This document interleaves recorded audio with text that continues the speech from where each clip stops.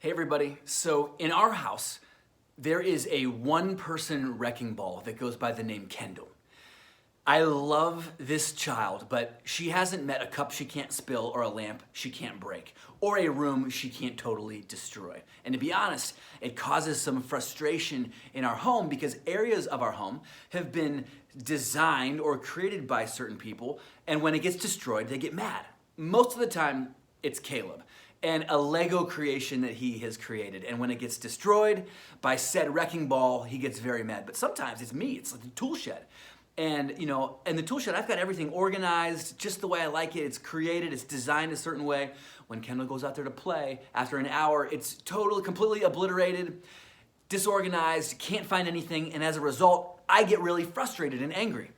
Maybe you can relate. Maybe there's been a time when you've created something or designed something and somebody has come in and just totally destroyed it and it's caused you to be angry.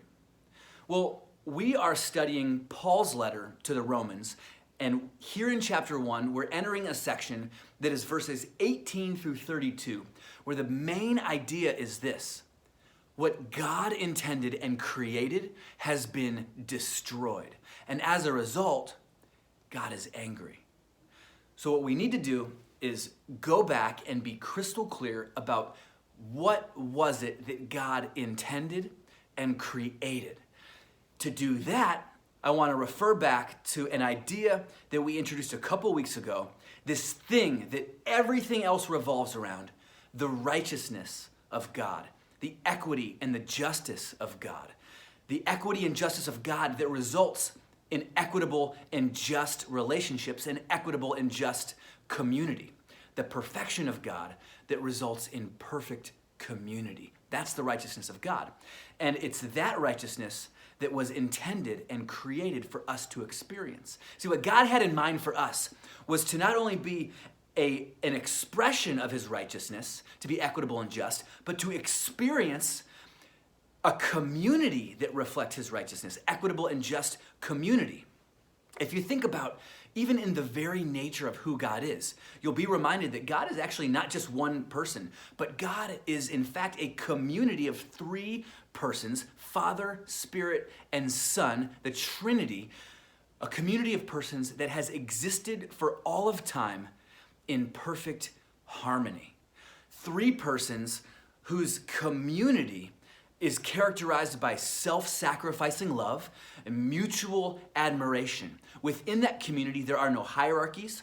There are no persons who are trying to accomplish any type of self-exaltation to be better. There's one will shared by all, and it results in harmony and justice and equity and truth. And it is that God intended for us and created for us. We're meant to experience that and be a part of that in our relationships with each other, in our relationships with God, and our relationships with nature and the earth. And Paul is saying that what God intended and created was destroyed. In chapter 1, verse 18 of Romans, Paul says this: the wrath of God is being revealed from heaven against all godlessness. So a quick note on that word wrath and God's wrath. In the Greek, in the New Testament, there are two different words for wrath that are used. The first one is thumos, which means an explosion of anger, like a total flying off the handle, destroy everything in my path. My wrath is so great, like I'm just going nuts. That's thumos. The other word for wrath is orge, is a fixed, controlled hostility against something.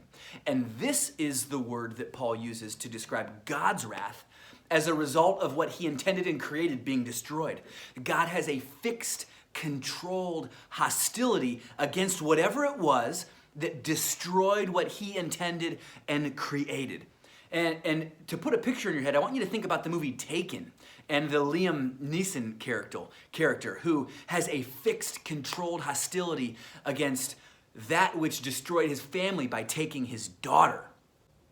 Big picture, we're in this section where Paul's main argument is what God has intended and created was destroyed, and as a result, he's angry. Here's one main question I have for you, and then your leaders have some more questions, but how does it make you feel to hear about a God who has a fixed, controlled hostility against something or someone. Discuss that, and then next time we get together, we'll take on the next few verses and have some great discussion.